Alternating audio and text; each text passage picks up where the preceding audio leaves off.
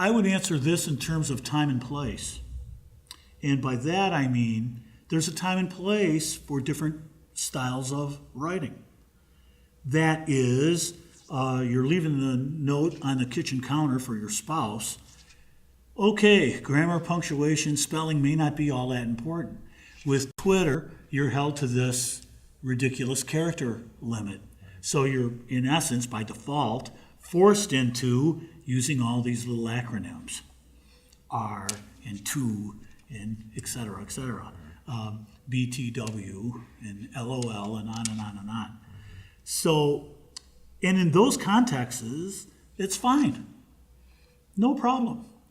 But you're not going to present a paper for the American Marketing Association, a national annual convention, using that same type of writing style. So as your audience becomes more professional and more demanding, the writer has got to meet that challenge if they want to be taken seriously. So it really comes back to this idea of basic communication.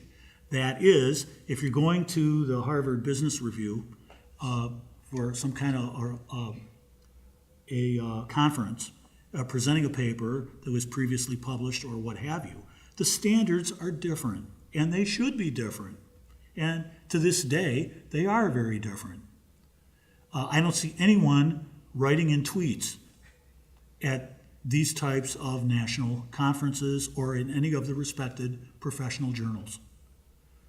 So, to be taken seriously, you really have no choice. Now, the other part of your question, for students, even juniors and seniors, even graduate students, this idea of the importance of quality writing, I think, takes on even bigger proportions.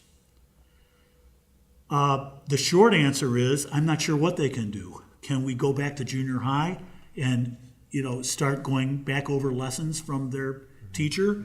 I mean, who's really at fault here? It's hard to really fault a student if they were passed through 6th, 7th, 8th, 9th, 10th, 11th, 12th grade. Who are we to come back later and say, well, you got to learn how to write all over again? And whose job, whose role really is that? And where's the time going to come from? In my case, teaching quantitative methods, market research, operations management, I don't have time to go back and teach 7th grade paragraph structure.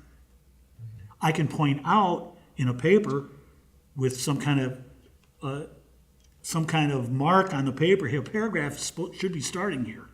But I can't really teach all the ins and outs about it at that stage. I would say this to students, again, the instructors, we're on your side. We want you to succeed. That's why we're in this profession. And somehow figure out how to become a better writer. Tutorials outside of the classroom, online, outside of the classroom, whatever it takes.